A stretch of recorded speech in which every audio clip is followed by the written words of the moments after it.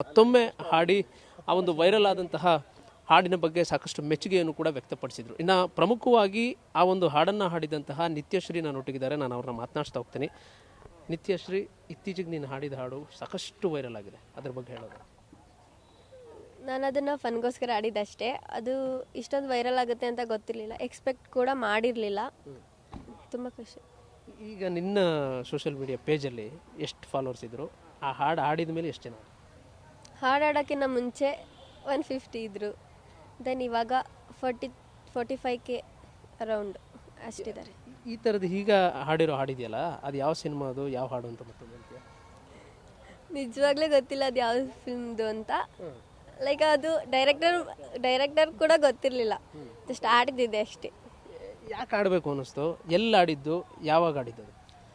ನಾನು ಡಿಗ್ರಿಗೆ ಸೇರ್ಕೊಂಡಾಗ ಒಂದು ಕ್ಯಾಂಪ್ಗೆ ಬಂದಿದ್ದರು, ಲೈಕ್ ಗೌತಮ ಟ್ರಸ್ಟ್ ಸರ್ರು.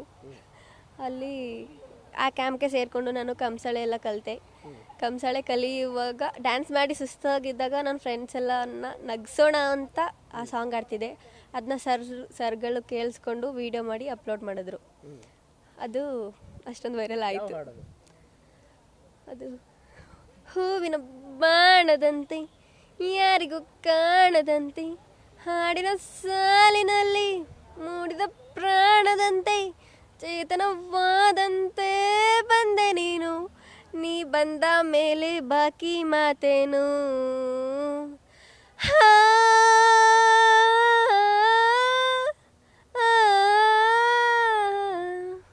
ನಿಮ್ಮ ಊರು ಮೊಸಳೆಕೊಪ್ಪಲು, ಅದು ಬಿಟ್ಟರೆ ನಿಮ್ಮ ಮಾರಣಿಸ್ ಕಾಲೇಜಿಗೆ ಮಾತ್ರ ಗೊತ್ತಿದ್ದಂತಹ ನಿತ್ಯಶ್ರೀ ಈ ಹಾಡು ಹೇಳಿದ ಮೇಲೆ ಇಡೀ ಒಂದು ರೀತಿ ಔಟ್ ಆಫ್ ಸ್ಟೇಟಲ್ಲೂ ಕೂಡ ಫೇಮಸ್ ಆಗಿಬಿಟ್ಟಿದೆಯಾ ಇವಾಗ?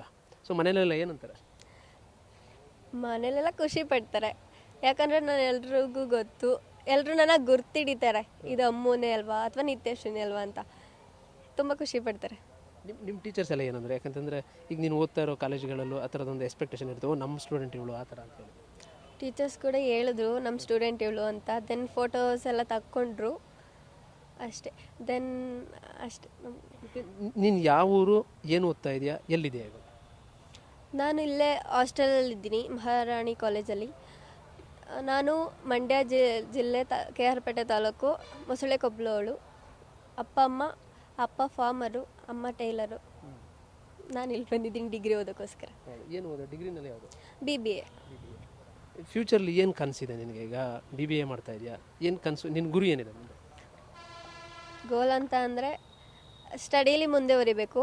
ಡ್ರೀಮ್ ಅಂದರೆ ಆ್ಯಕ್ಟ್ರೆಸ್ ಆಗಬೇಕು. ಯಾವ ಥರ ಆ್ಯಕ್ಟ್ರೆಸ್? ಯಾವುದಾದ್ರೂ ಓಕೆ, ಫಿಲ್ಮ್ ಇಂಡಸ್ಟ್ರಿಯಲ್ಲಿ ಆದರೂ ಓಕೆ, ಸೀರಿಯಲ್ ಆದರೂ ಓಕೆ, ಯಾವುದು ಒಟ್ಟಿನಲ್ಲಿ ಆ್ಯಕ್ಟ್ರೆಸ್ ಆಗಬೇಕು ಅಂತ ಆಸೆ ಇರೋದ್ರಿಂದ ಯಾವ ಹೀರೋನ ಫಾಲೋ ಮಾಡಿ? ಅಂದರೆ ಸಿನಿಮಾ ನಟ ನಟಿಯರಲ್ಲಿ ಯಾರನ್ನು ಫಾಲೋ ಮಾಡಿ? ಆಬ್ವಿಯಸ್ಲಿ ಯಶ್ ಬಾಸ್ನ.